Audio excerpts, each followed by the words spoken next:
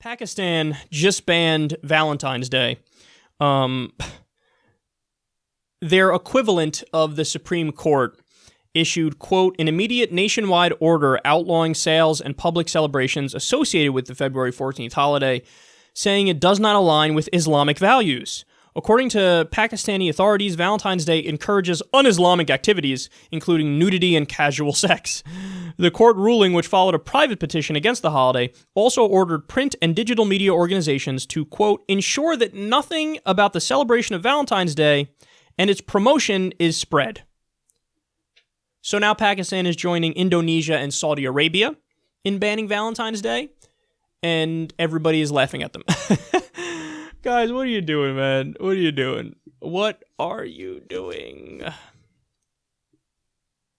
That is such a tyrannical, authoritarian, douchey move. And the only way you wouldn't interpret it like that is if you're brainwashed by Muslim fundamentalism. I mean, that's the only... Any moderate Muslim is going to go, come on, bitch. You know what Valentine's Day encourages? Fun. That's what it encourages. Oh, but you're sinning. What does that even mean? What does that mean?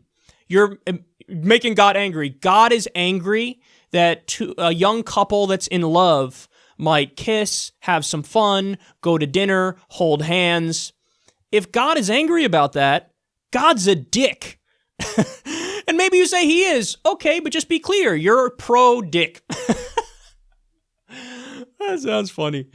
But no, that's what you are. You're not in favor. Like, okay, as far as we know, put aside the religion and all that stuff, as far as we know, this is the one life we have. Now, maybe that's not the case, but that's what, as far as we know, there's no evidence of other lives.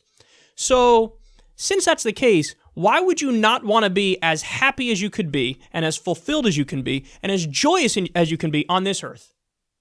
Why would you not want to have fun?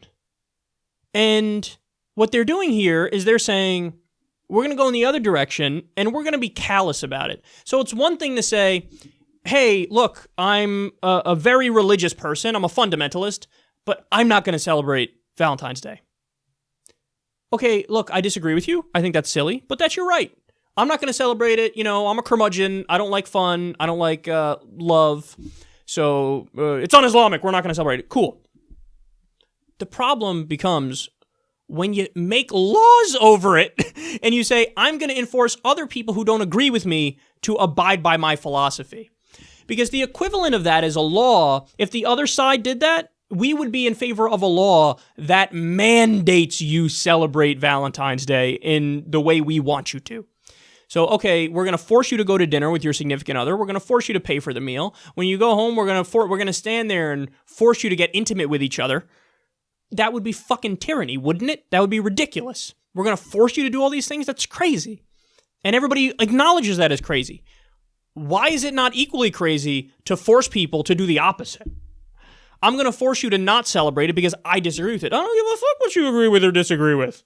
You could take your fundamentalist religion and go sit in a corner and weep about your miserable life, and you abide by the rules you set up. Other people don't have to do that. Not everybody in Pakistan, not everybody in Indonesia, not everybody in Saudi Arabia agrees with you. It's a matter of freedom and human rights and basic decency. But they don't care because the religion overrides it all, which goes back to the main point. Only a fundamentalist can say this is a good idea. This is basically a litmus test. Are you a crazy, brainwashed religious lunatic, or are you a regular person? That's the test. So it's laid out there, and unfortunately, some fail it.